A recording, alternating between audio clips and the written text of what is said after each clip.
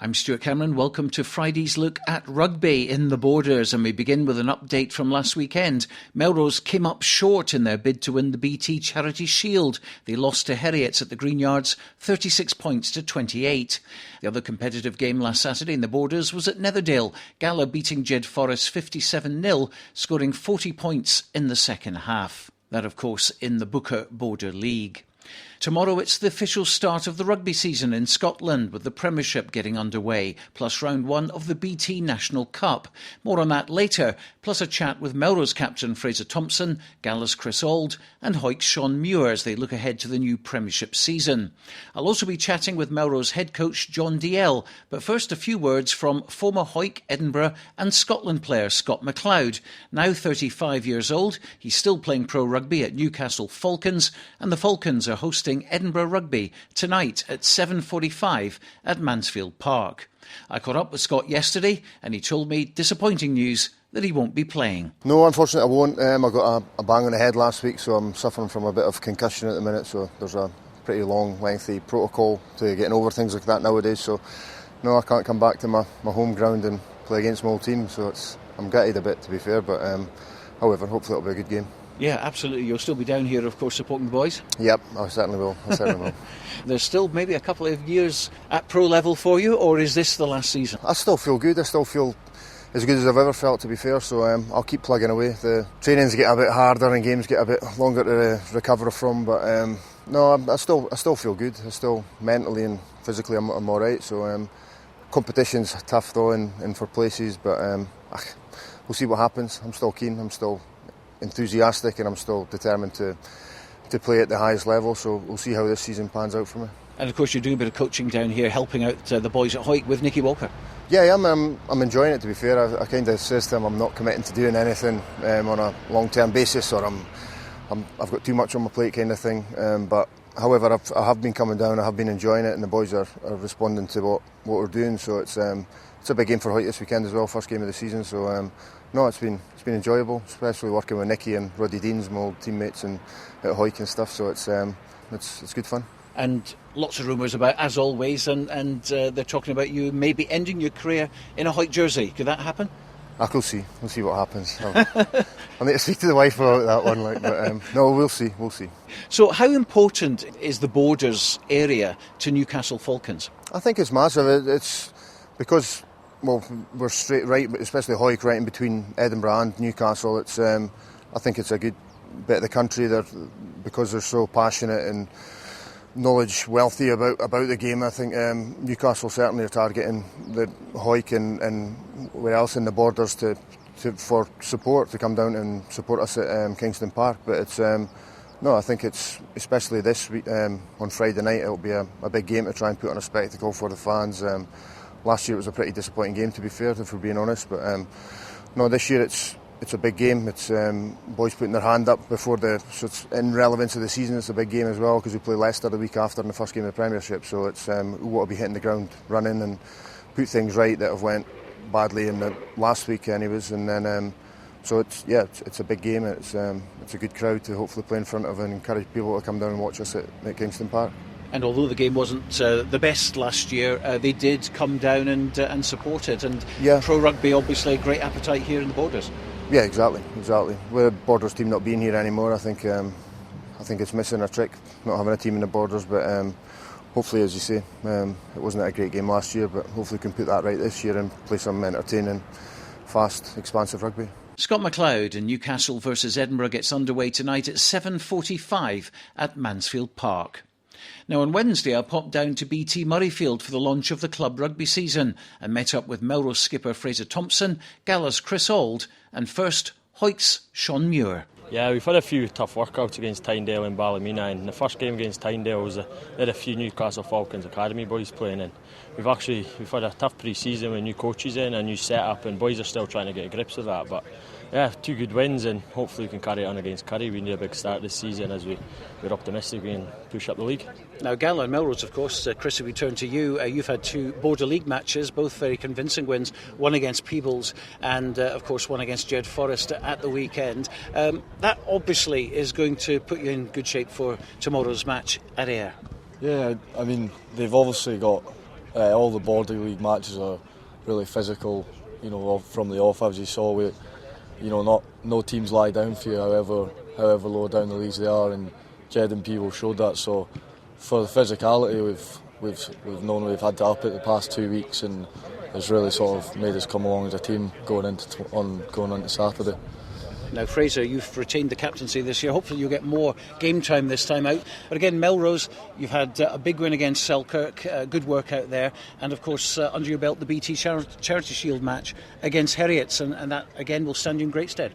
Yeah, I think it was good to get the 5 points against Selkirk at Philip Paul. And then last week it was great to get a competitive game before the league starts. Obviously disappointing with the result, but there's a lot of positives. And then we've worked on things this week, and we'll just be looking to get a win against Edinburgh Arcades tomorrow.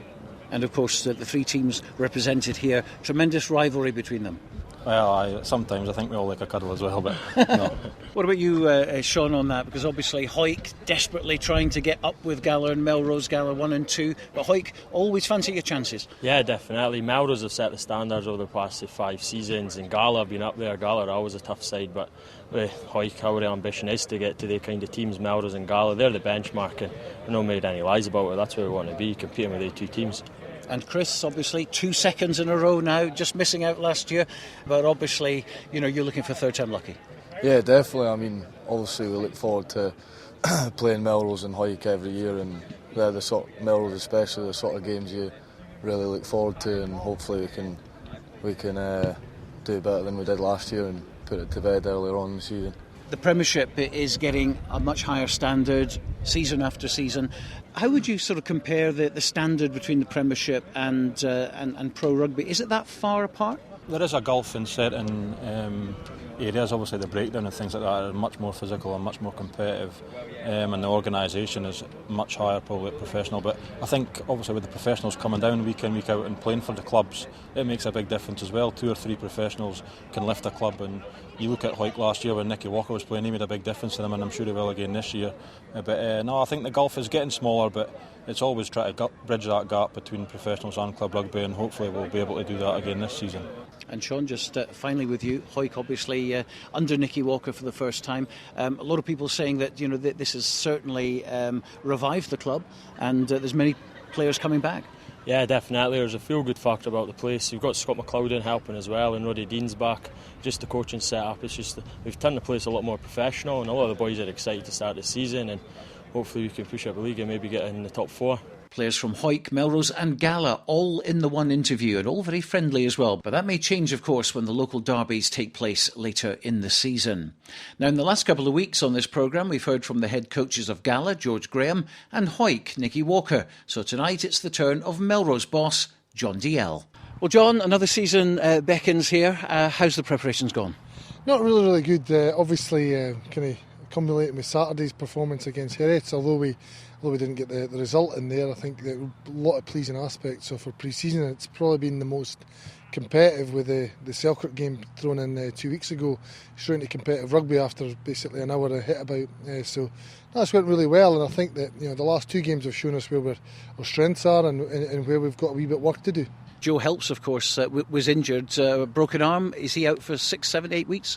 Yeah, I mean, the good thing is that he didn't have to get an operation, so obviously we're 2 weeks into that, or into the second week. So yeah, he's going to be a miss, obviously, from he was our kind of frontline goal kicker, and he was a top performer last year, player of the year. So a big miss, but we've built the squad around having players to come in to adapt, and Austin Lockington and Andrew Nagle moving into 12 last week was a really good exercise. I thought Andrew done very well at 12 and showcased what he can do there. He's got a desire to play there, so he certainly didn't do that any harm with his performance at the weekend. There seems to be a trend, doesn't there? Craig Borthwick went from centre into the pack, and we've seen Richie Vernon, for instance, go from the pack out to the centre as well. And Andrew Nagle, as you say, from all reports, played very well. He did, yeah, and I think it really suits his game. He's an expansive number 8. He's got a great skill set, and it's quite a technical position, centre as well, probably more than the back row where you've got a free role, but he understands that, and there's bits of the performance at the weekend that we can develop with him.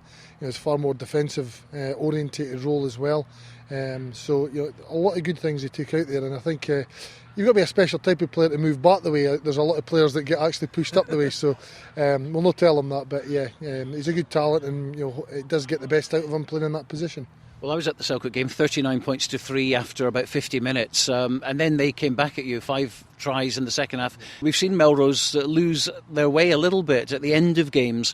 No, definitely, and I think that we've got a kind of style about us that we have in the past where we think, well, we're going to score some points, so it's okay to maybe leak one here, and we want to get away from that really, because I think that over the years we've found out that can come back and nip you in the bud, and luck plays a big part in a lot of things, and when your luck goes a bit, you can end up the wrong side of things. So I think that we need to tighten things up. Obviously, the squad and we had over at Selkirk as well, it gave us a real opportunity, and probably one of the only we're going to get for a while, to give these young players like Angus Runciman and Rory Toland and guys like that to get a first start in a Melrose jersey. There's young Gavin Wood as well. There's not a lot of opportunities through such a competitive season to do that, and these guys showed up really well, and I think when we mixed things, we started to get some injuries. It certainly equalled out a little bit, but that first 50 minutes we were really pleased with at Selkirk, and large parts of the game against Heriot as well. I thought we built on that as well. So as I say, although we never got the result, it's been 2 very, very worthwhile exercises. And a lot of youngsters coming through, as you mentioned, and Rory Toland I was particularly impressed with at Selkirk. He did very, very well. George Taylor, of course, who's just gone over to Romania with the Scotland under-19 team, and Tommy Wilson, who continues to improve. All of them, George, we forgot to mention earlier, he's been an absolute find. And well, he's not a find because we know he's been at the club and he's been developing well, but he'd done a pre-season, and he kind of showed he's able to mix it with the older guys, and I tell you, he could be something really, really special. So ins and outs for this season. There's been 1 or 2 gone out, Andrew Skene and Gary Holborn noticeably. Coming in though, Ewan McQuillan from Gala, which has raised a few eyebrows obviously. What's your side of the story? Yeah, I suppose obviously there's been a lot of speculation going back to the tail end of last year, and from our point of view, it's pretty simple that you've got a player of Ewan's calibre who is now an EDP professional with Edinburgh that has made a decision that he wants to come along here, and that's not something that we're going to get involved with politics or anything in the back end of that. From my point of view, it's quite clear that he wants to make himself a Melrose player, and it's a position that we felt we needed to strengthen over the summer. So in collaboration with the player, and we've been able to set him up to come here, and mainly he is an Edinburgh EDP player, and his contract and his responsibilities will lie with them, and when he's made available to us, we'll accept that, and we'll integrate him here and try and assist that as well wherever we can. John Dalziel and Melrose versus Edinburgh Accies is the featured game on Radio Borders tomorrow, with Stuart McFarlane commentating. Gala visit Ayr and Hawick travel to Curry. Now in the BT National Cup Round 1, Selkirk are on the road at Cartha Queen's Park, Hawick YM host DL, Peebles are at home to Greenock Wanderers, Kelso welcome Hillhead Jordan Hill to Poynter Park, while Jed Forest take on Aberdeenshire at Riverside Park. The East League gets underway tomorrow. Division 1, Berwick v North Berwick, Dunbar v Langham. Duns have a local derby against Hawick Harlequins, and Hawick Lindeen are at home to Linlithgow. In East 2, Earlston are away at Edinburgh Northern, St Boswell's visit Liberton. Finally, in East 3, Walkerburn travel to Bowness, and Gala YM are at home to Murray House. Super Scoreboard Live is on air from 2 o'clock tomorrow with Hugh Brown in the chair, and the Sunday Rugby Roundup is at 10 o'clock. I'll be back next Friday, but from me, Stuart Cameron, that's it for tonight.